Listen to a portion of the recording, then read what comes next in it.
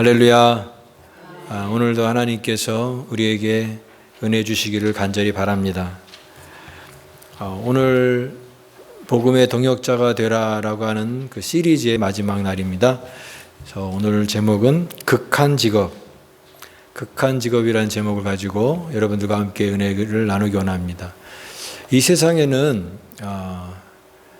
극한 직업이 꽤 많습니다. extreme job, 아주 힘들고 또 어렵고 웬만한 사람들이 할 수 없는 그런 일을 하는 사람들이 많죠.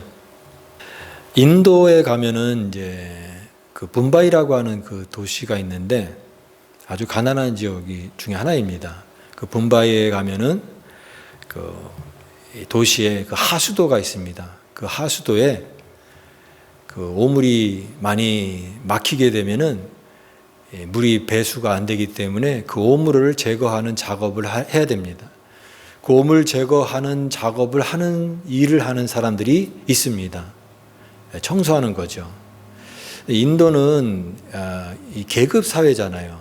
종교적으로 이렇게 계급이 나눠져 가지고 브라만, 크샤트리아, 바이샤, 슈드라 이렇게 네 가지 계층이 나눠져서 이 신분적인 그런 제약이 굉장히 많은데 그 계층 중에 가장 밑바닥 불가촉 천민이라고 합니다.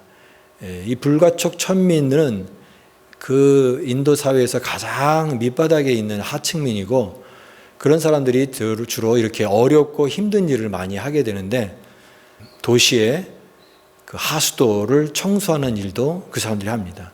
어떻게 청소를 할까요? 별다른 장비가 없이 그냥 맨몸으로 곡괭이 같은 거 하나만 들고 들어가서 썩은 오물들이 있는 거를 몸으로 막 다 제거하는 그런 작업을 하는 겁니다.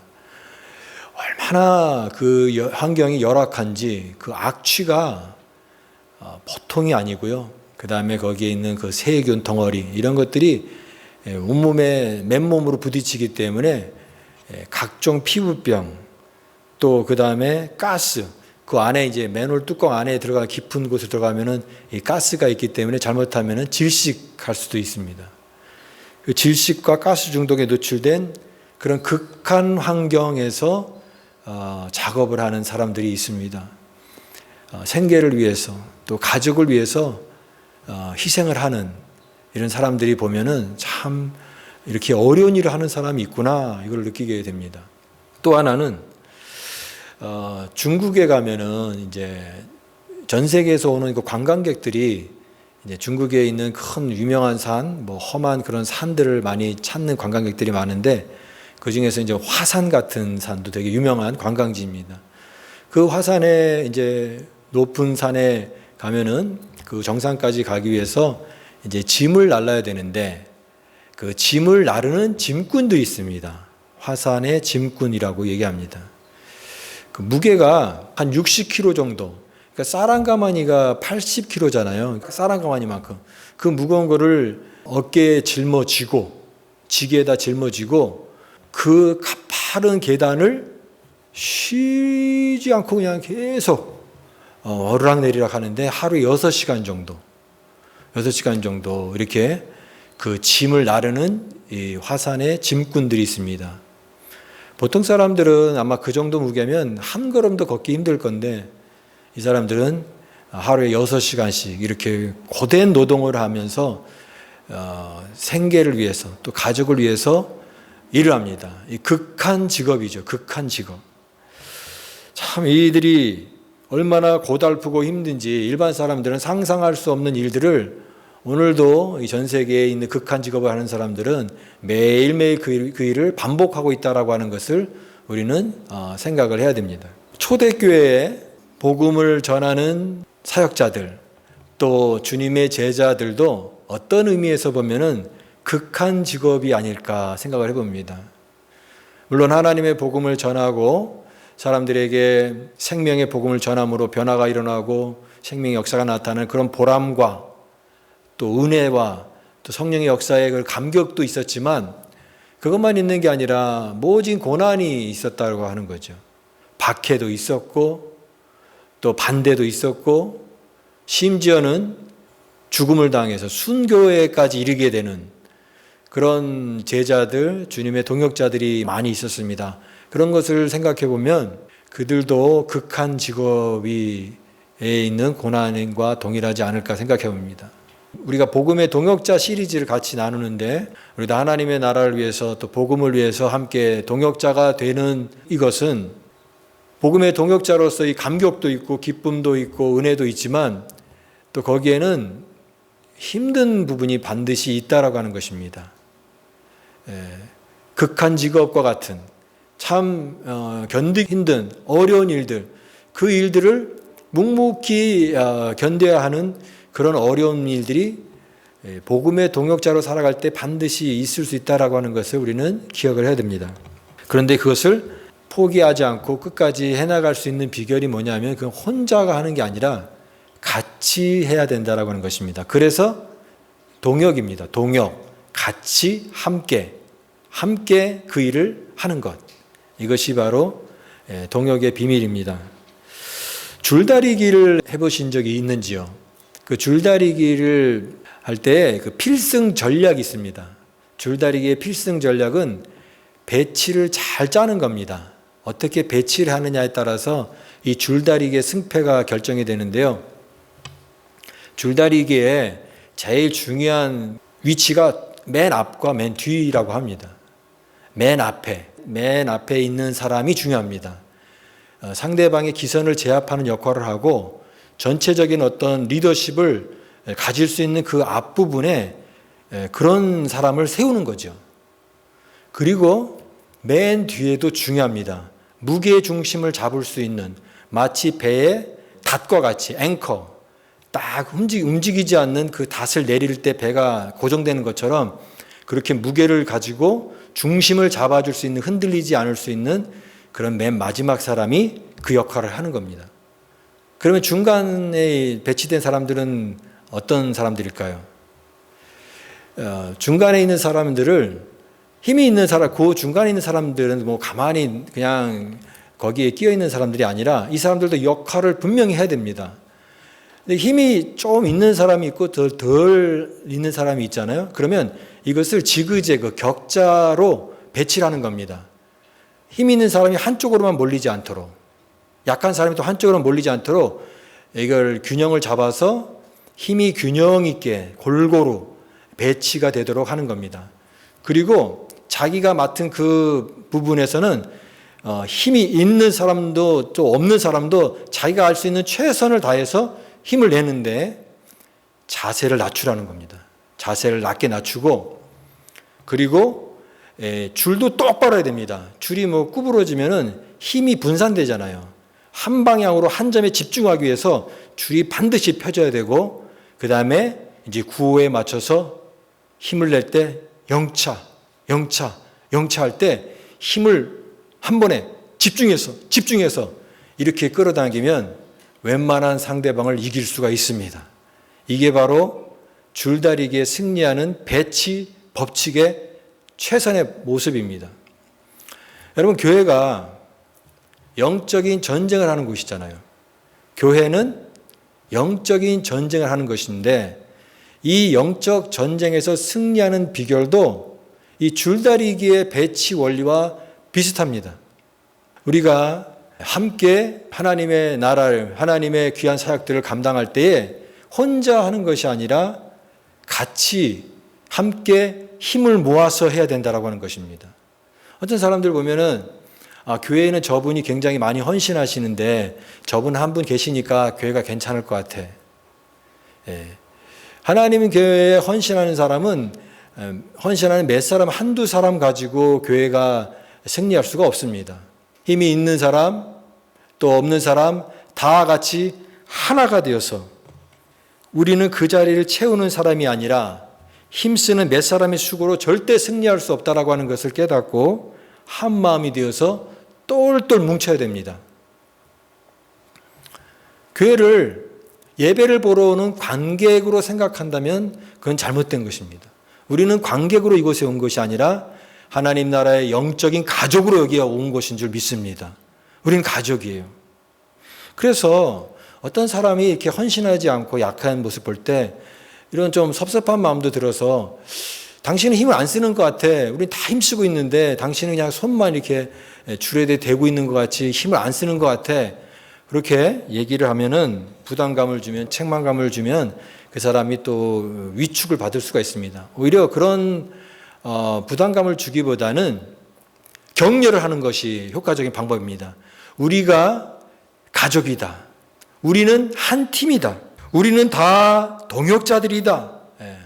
우리는 관객이 아니라 영적인 가족으로서 지금 함께 하나님의 교회를 섬기는 곳이고, 그러기 위해서 우리가 내가 힘이 있든 내가 힘이 작은 힘이든 다 같이 한 마음이 되어서 함께 이 짊어지고 나가는 때에 우리는 영적인 승리를 얻을 수 있고, 그때 느끼는 그 동역하는 그 기쁨, 또 그때 주신 하나님의 은혜와 승리의 감격이 얼마나 크고 풍성한 것인지 이거를 막 실감나게 느끼게 해주게 된다면, 이 사람들이 너는 왜 그 헌신하지 않아? 라고 하는 그런 자극보다는 그런 동역의 기쁨을 누리게끔 함으로써 여기에 같이 참여할 수 있는 그런 은혜를 하나님께서 주시리라고 믿습니다. 그래서요, 이 초대교회 시대에 복음의 동역자가 된다라고 하는 것은 이렇게 극한 직업과 같이 힘든 일이고, 그것은 오늘날에도 마찬가지로 그렇게 쉬운 일은 아니라고 하는 것입니다. 그래서 오늘 이 복음의 동역자 시리즈의 마지막 이 디모데라고 하는 사람을 통해서 하나님께서 우리 교회에 또 우리 여러분 각자에게 주시는 하나님의 음성을 들을 수 있기를 바랍니다. 허니문 기간은 생각보다 짧다라고 하는 말이 있습니다. 신혼부부가 결혼을 하면은 야, 이제 우리가 결혼 생활을 참 행복할 것이다. 이제 각자 생각을 하잖아요. 우리는 이렇게 아름다운 가정을 꾸몄으니까 이러이러한 계획을 가지고 가면 너무 행복하고 우리 가정이 너무 따뜻해지고 좋을 거야. 그런데 현실에 또 막상 부딪히게 되면 서로의 생각도 더 다를 수가 있고, 또 그 다음에 다툼도 생기고 또 깊은 고민도 생기면서 이 허니문의 그 시기가 생각보다 빨리 지나가는구나, 이렇게 느낄 수가 있다라고 하는 것입니다. 오늘 이 디모데도 목회자인데, 이 디모데의 목회도 보면은 디모데가 목회하는 이 교회와의 그 허니문 관계는 그 생각보다 길지 않았습니다. 이제 바울이 사역했던 에베소라고 하는 대도시에 속하는 이 에베소 교회를 이제 바울의 뒤를 이어서 사역했던 사람이 바로 디모데입니다. 근데 디모데는 나이가 좀 젊다라고 했어요. 나이가 비교적 젊은 사람이 이제 목회자가 되어서 에베소 교회를 목회를 하니까 처음에 이제 교회 분들이, 성도들이 또 얼마나 기대감을 가졌겠습니까? 젊은 분이 오셨어, 신선해, 이런 어떤 좋은 피드백도 있었고 기대감도 있었을 것인데 그게 오래 가지 않았습니다.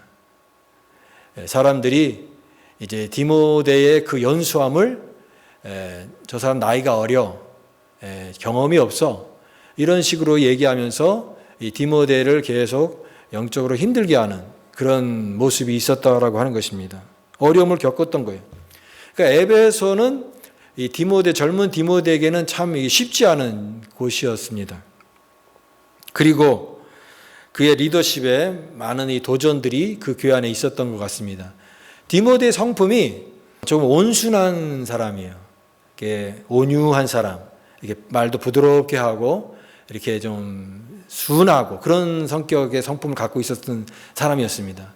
그러니까 만약 이런 도전이 일어나거나 어려운 갈등의 상황이 있을 때 리더십을 가지고 이런 어려움을 다 정면 돌파할 수 있는 그런 어떤 리더십이 있어야 되는데 그런 어떤 성품이 아니었기 때문에 더 힘들었을지도 모르겠습니다. 그래서 이런 갈등이라든가 이런 소심한 성격에 있어서 두려움과 또 나름대로의 상처도 많이 받았을 것으로 생각이 됩니다.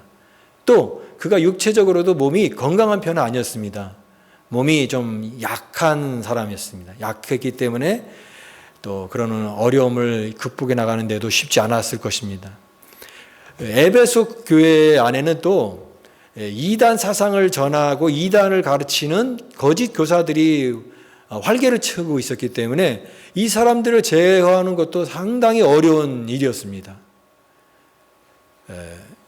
그리고 가장 자기의 힘이 되어주고 이럴 때, 어려울 때 목회적으로 조언을 구하고 힘이 되어줄 사도 바울이 곁에 있었으면 좋았을 터인데, 사도 바울은 지금 로마의 감옥에 갇혀 있기 때문에 그 사도 바울이 부재가 또 이 디모데에게는 굉장히 어려운 부분 중에 하나였던 것입니다. 우리가 예수님의 복음을 사랑합니다. 우리가 교회를 너무너무 사랑해요. 하나님을 너무 사랑하잖아요. 그리고 하나님이 주신 우리 형제자매들, 믿음의 형제자매들을 보면 참 귀하잖아요. 그런데 그들을 사랑하고 섬기고 하는 일에 좋은 일만 있으면 참 좋겠는데, 모든 게 다 순탄하게 지내겠으면 좋겠는데 항상 그렇지 않다라고 하는 것입니다. 어려움이 있다라고 하는 것이에요. 우리가 주의 복음의 동역자가 되어서 하나님 앞에 하나님 나라에 헌신하겠습니다, 나는 이런 귀한 일꾼이 되고 싶습니다라고 했을 때 모두가 다 야 그래 너 잘한다 이렇게 박수 쳐주고 그에게 격려의 따뜻한 말만 해주는 것은 아니라고 하는 것입니다. 반대도 할 수 있고 시기도 할 수 있고, 또 내가 하는 그런 헌신에 대해서 전혀 알아주지 않고 내가 이렇게까지 하는데 나에게 오는 어떤 영적인 보상이 이렇게밖에 안 되나 싶은 자괴감이 들 수 있고, 우리 마음속에 그런 실망감도 찾아올 수 있다라고 하는 것입니다. 디모데도 아마 이렇게 악전고투하면서도 그 환경 속에서 했을 거예요. 바울이 여기서 얘기합니다. 그 디모데가 있는 그런 환경, 그 당시에 에베소 교회의 어떤 분위기가 여기에 나와 있는데, 그게 바로 3절 말씀입니다. 3절 말씀. 때가 이르리니 사람이 바른 교훈을 받지 아니하며 귀가 가려워서 자기의 사역을 따를 스승을 많이 두고 또 그 귀를 진리에서 돌이켜 허탄한 이야기를 따르는도다. 이것이 바로 디모데가 처한 그런 그 당시의 트렌드, 분위기라고 하는 거예요. 사람들이 안 듣는다는 거예요. 그리고 다 자기 고집들이 있어가지고 나는 이렇게 배웠는데, 나는 이런 경험이 있는데 라고 하면서 사람들이 귀가 다 막힌 것 같은, 참 자기의 고집을 가지고 절대 변할 것 같지 않은 그런 모습들을 매일매일 마주하는 이 분위기 속에서 얼마나 디모데가 느꼈을 어려움이 많았겠습니까? 여러분, 오늘날도 마찬가지죠. 오늘날의 트렌드도 이 당시에 이런 이 3절에 나와 있는 이 분위기와 비슷하지 않습니까? 우리가 복음을 여러분이 전할 때 누군가에게 저 사람에게 복음을 전한다 했을 때 잘 받아들이는 사람보다는 거부하는 사람이 많잖아요. 아마 20명 전도를 하게 되면 그 중에 1명 정도가 이렇게 들을까 말까, 마음의 문을 열까 말까 할 정도예요. 나머지는 다 아유 그런 말씀 하지 마세요. 차갑게 거절하거나 냉대하거나, 오늘 여기 말씀처럼 사람들이 귀가 가려워서 자기의 사역을 따르는 스승을 많이 두고 진리에 돌이켜서 허탄한 이야기를 따르는도다. 이와 같은 그런 사람들의 이 냉담한 반응들이 더 많다라고 하는 것입니다. 진리를 외면하는 시대에 살고 있어요. 진리에 귀를 기울이는 게 아니라 하나님의 진리의 말씀을 아무리 외친다고 해도 사람들이 듣지 않는 겁니다. 다 자기의 생각, 자기의 습관들, 자기의 어떤 그런 사상들을 따라서 살아갈 뿐이라고 하는 것입니다. 그럴 때 이런 어려움이 있다라고 하는 것을 우리가 새삼 놀라고, 와 이렇게 어려운 줄 몰랐어라고 하지 말라고 하는 것입니다. 그런 어려움이 있는 것을 당연하게 생각하라. 항상 그럴 수 있다라고 생각하라고 받아들이라고 하는 것입니다. 베드로전서 4장 2절 12절 보니까, 사랑하는 자들아 너희를 시련하려고 오는 불시험을 이상한 일 당하는 것 같이 이상히 여기지 말라. 뭘 이상하게 여기지 말래요? 불시험. 시험도 종류와 등급이 있다고 한다면 가장 힘든 게 불시험이겠죠. 근데 불시험, 마귀가 불시험을 우리가 준다면 얼마나 데미지가 크겠습니까? 그럴 때 하나님 왜 내가 이렇게 어려움을 당해야 돼요? 너무 이상하잖아요. 그렇게 하지 말라라고 하는 거예요. 불시험을 이상한 일 당하는 것 여기지 말라. 우리가 이런 어려움을 예상하지 못하는 것이 아니라 그럴 수 있다. 복음의 동역자로 살아간다라고 하는 것은 이런 어려움이 있을 수 있다라고 하는 것을 생각을 해야 되는 것입니다. 주의를 할 때 여러분 우리가 고난도 있고 또 박해도 있고 반대도 있고 또 아픔도 있습니다. 그러나 하나님이 그거 다 아시는 거죠. 그런 아픔을 겪고 우리가 어려움을 당할 수 있습니다. 그런데 오늘 바울이 주는 메시지는 뭐냐면 그래도 계속하라라고 하는 것입니다. 뭐라고요? 그래도 계속하라. 포기하지 말고 계속하라. 바울이 디모데에게 지금 보내는 마지막 편지잖아요. 이 디모데후서가 마지막 편지거든요. 이제 바울은 죽음을 앞두고 있고 유언과도 같은 그 편지를 자기의 사랑하는 영적 아들 디모데에게 보내는 마지막 편지에서 디모데가 지금 얼마나 힘든 상황인지 알고 있잖아요. 그러면 디모데의 성격을 생각한다면 그를 좀 위로하고 싶잖아요. 따뜻하게. 디모데야 얼마나 힘드니? 너 얼마나 지금 고생이 많니? 너 에베소 목회하는 게 참 힘들겠구나. 이러면서 따뜻하게 보듬어주면서 이렇게 부드러운 말로 그의 마음을 이렇게 좀 녹여줄 수 있는 그런 말을 해야 되는데 그렇게 하지 않고 굉장히 강한 어조로 이렇게 얘기하는 거예요. 뭐라고 얘기합니까? 엄히 명하노니 하나님 앞과 살아있는 자와 죽은 자를 심판하실 되게 막 웅장하게 막 거창하게 얘기하잖아요. 이런 권위를 다 축약해가지고 내가 그의 나타나심과 그의 나를 두고 엄히 명하노니 바울이 이렇게 강하게 디모데에게 명할까요? 부드럽게 위로하는 것을 잘 못하는 사람이었기 때문에 그랬을까요? 그래도 위로해 줄 수 있고 디모데가 얼마나 힘든지 다 알고 있는 것입니다. 그러나 바울은 이 시점에서 디모데의 감정을 부드럽게 이렇게 다듬어주고 상처를 보듬어주는 그 일도 중요하지만 오히려 비전을 제시하는 거예요.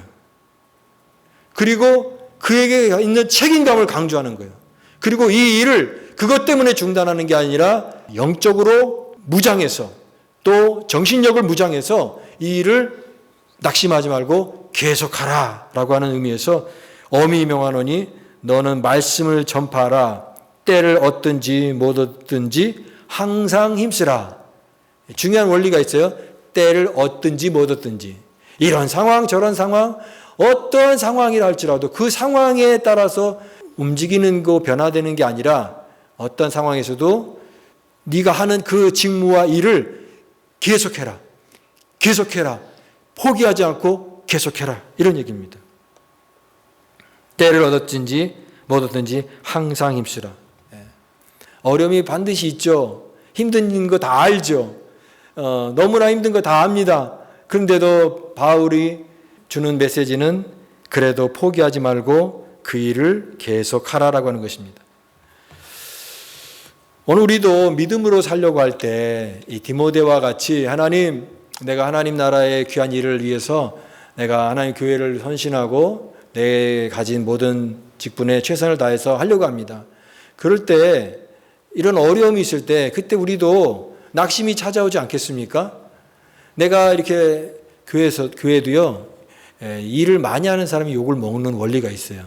일을 아예 안 하면 욕을 먹지 않습니다. 근데 내가 뭔가 헌신을 하고 뭔가 열심히 일을 하는데 오히려 사람들이 오해를 하거나 또 그래서 또 좋지 않은 이야기를 들을 수도 있습니다.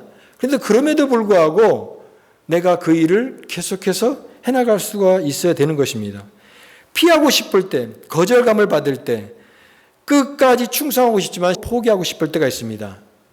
그때 우리가 이걸 계속 해나갈 수 있을까? 라고 했을 때 오늘 들려주시는 이 말씀을 기억해 주시기를 바랍니다. 끝까지 해라 라고. 때를 얻었든지 못 얻든지 항상 힘쓰라. 항상 힘쓰라. 계속 그 일에 중단하지 않고 하라. 미국에도 교단이 굉장히 많고 그래서 그 교단마다 또 어떤 단체마다 이제 교사들이 굉장히 많을 텐데요. 그 교사들이 이제 하는 컨퍼런스가 있습니다. 그 중에 하는 컨퍼런스는 이제 전국에서 그날은 다 한 곳에 모여서 교사들이 전국에서 수백 명이 모여가지고 그 컨퍼런스를 하면서 교사 이 잔치를 하는 겁니다. 그 행사 중에 가장 하이라이트 중에 하나가 뭐냐면 이제 교사가 방금 된 사람 한 사람이 나오는 겁니다. 지난달에 교사된 사람도 있을 거 아니에요? 교사된 지 한 사람, 그러니까 한 달 된 사람, 그 사람이 나오고 또 한 사람이 나오는데 그 사람은 거기 온 선생님들 중에서 가장 오랫동안 주일학교에서 봉사했던 사람이 나오는 겁니다. 그들 중에는 어떤 분은요, 50년 동안 주일학교 교사를 한 분이 계세요. 나이가 70, 80 넘었는데 50년 동안 주일학교 교사를 한 분이 계세요.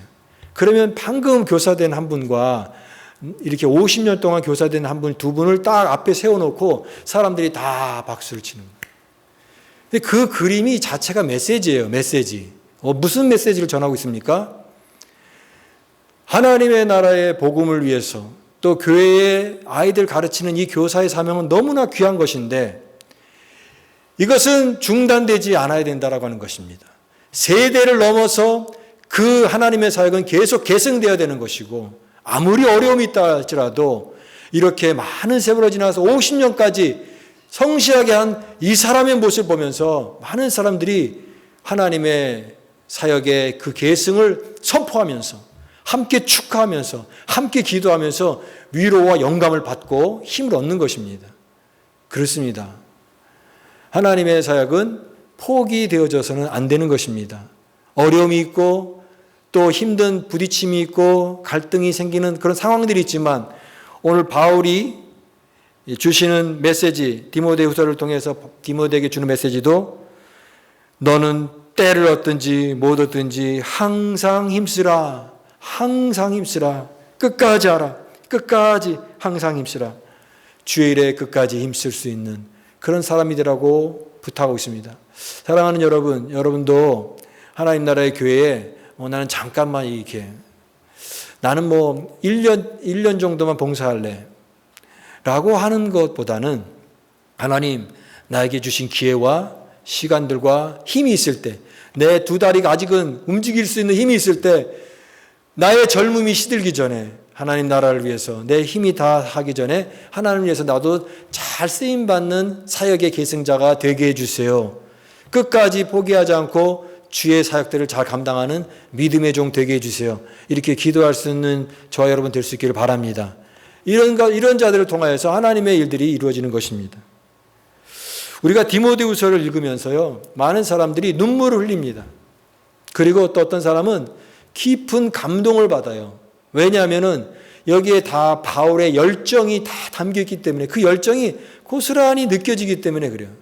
근데 그 열정이 중요한 이유는 바울이 이 디모데를 너무나 사랑하기 때문에 그런 거예요. 가장 사랑하기 때문에. 그리고 그의 여지까지의 사역을 부탁할 사람이 디모데만큼 좋은 사람이 없거든요. 가장 사랑하는 사람에게 가장 귀한 일을 부탁하는 그 바울의 열정이 여기 담겨 있다라고 하는 것입니다. 저는 이 디모데에게 주시는 말씀이 그 디모데에게만 주시는 말씀이구나라고 생각하지 않습니다. 오히려 바울을 통하여 예수님께서 우리에게 주시는 말씀인 줄 믿습니다. 주님께서 말씀하시는 거예요, 지금. 저와 여러분에게. 바울의 입을 통해서. 주님께서 우리를 왜 그러면 이 일을 부탁하실까요? 우리를 너무나 사랑하기 때문에 부탁하는 것입니다. 그러니까 가장 적임자가 다른 사람이 아니에요. 주님께서 이 모든 교회의 사역과 또 하나님 나라의 일과 복음의 동역자가 되는 일을 누구에게 부탁하겠습니까? 저 길거리에 다니는 어떤 사람에게 잠깐만 와보세요. 그 사람에게 부탁하겠습니까? 누구에게 부탁할까요? 우리에게 부탁할 수밖에 없습니다. 근데 그 우리가 누구냐? 주님께서 너무나 사랑하는 사람이에요. 바울이 디모데를 너무나 사랑했기 때문에 가장 소중한 걸 맡길 수 있는 것처럼 예수님께서 우리를 사랑하기 때문에 어떻게 사랑했습니까? 십자가에 우리를 위해서 십자가에 다 죽기까지 피를 흘리기까지 사랑하신 그 예수님께서 우리를 너무나 사랑하시기 때문에 가장 귀한 이 주님의 하나님 나라의 복음의 동역자의 일을 우리에게 맡기신다라고 하는 것입니다. 바울을 통해서. 그래서 그 일을 계속하라. 바울이 이 디모데를 향해서 항상 표현하는 표현이 이런 표현입니다. 그러나 너는입니다. 그러나 너는 이 표현이 굉장히 파워풀한 이유가 뭐냐면 이 세상 사람들의 그 다른 이야기들을 다 갖다 붙여진다 할지라도 이 말 하나면 끝납니다. 그러나 너는. 사람들이 다 귀를 막고 이 세상 사람들의 흐름으로 다 반대 방향으로 가고 복음과 전혀 상관없는 길을 간다 할지라도 그러나 너는 오직 너 하나님의 사람아. 이 바울이 디모데를 향해서 그렇게 부르거든요. 오직 너 하나님의 사람아. 그러나 너는 전도인의 일을 다하고 그러나 너는 오늘 5절 말씀도 같이 한번 읽어볼까요? 5절 말씀 시작. 그러나 너는 모든 일에 신중하며 고난을 받으며 전도자 일을 하며 내 직무를 다하라. 그러나 너는 이 세상 사람들은 다 딴 길로 간다. 그거 듣지도 않는다. 부탁해도 그 가볍게 여긴다. 그러나 너는 모든 일에 신중하며 고난을 받으며 전도자의 일을 하며 내 직무를 다하라. 우리가 다른 사람의 이야기를 뭐 다 들을 수는 없죠. 너무나 많은 얘기를 들으니까. 그러나 나를 너무나 사랑하는 사람이 하는 진실한 간곡한 충고는 반드시 들어야 됩니다. 오늘 이 디모데는 바울의 그 간곡한 충고를 들어야 되는 것입니다. 너는 최선을 다하라. 끝까지 최선을 다하라. 마찬가지로 주님께서 우리를 향하여서 피오리아에 있는 모든 믿음의 성도들아, 너희를 복음의 동역자로 불렀다. 너가 맡은 분야에서 하나님의 교회를 섬길 때 복음의 동역자로 부르심 받은 그 자리에서 네가 할 수도 있는 일들 안에서 최선을 다해라. 반대가 있고 어려움이 있고 너에게 아픔이 있다 할지라도 그러나 너에게 주어진 그 봉분의 직분을 끝까지 다하라. 최선을 다하라. 주님께서 우리를 너무나 사랑하기 때문에 간절히 지금도 부탁하고 계신 줄 믿습니다. 오늘 이 주님의 음성을 여러분 들을 수 있기를 바랍니다. 이 시대의 트렌드는 다 복음과 반대 방향으로 갈 수 있어요. 우리는 그 트렌드를 따라가는 사람이 아닙니다. 우리는 복음의 본질을 붙잡는 믿음의 사람이 되어야 되는 줄 믿습니다. 열매가 바로 나타나지 않을 수 있지만 그러나 오늘 이 원리를 기억하세요. 때를 얻든지 못 얻든지 항상 힘쓰라. 열매가 있을 수도 있고 열매가 없을 수도 있고 그러나 내가 주어진 이 자리가 내가 감당해야 될 어떤 줄다리기 한 부분이 할지라도 내가 그만 손만 대고 가만히 있는 게 아니라 하나님 내 힘을 보탤게요. 내 삶에서 최선을 다할게요. 교회를 함께 섬길게요. 영적인 가족을 내가 함께 돌볼게요. 라고 하는 마음으로 같이 힘을 뭉쳐서 함께 동역을 할 때 그때 하나님 나라의 역사가 열리게 되고 성령의 역사가 나타나게 될 것입니다. 이렇게 복음의 동역자로 부르는 주님의 음성을 외면하지 말으시고 나를 아끼는 사람이 간곡한 부탁을 한다면 그거는 거절하지 말아야 된다라고 하는 것을 기억하시면서 하나님 나도 복음의 동역자로 살게 하여 주시고 하나님의 귀한 일꾼으로 살게 하여 주옵소서. 극한 직업에 어려움이 있지만 복음의 동역자가 되어서 항상 힘쓰는 자로 살아갈 때 우리의 삶에 하나님이 주시는 풍성한 은혜와 큰 역사가 나타나게 될 줄 믿습니다. 이것이 우리 모두를 복음의 동역자로 부르신 하나님의 말씀이고 뜻인 줄 믿습니다.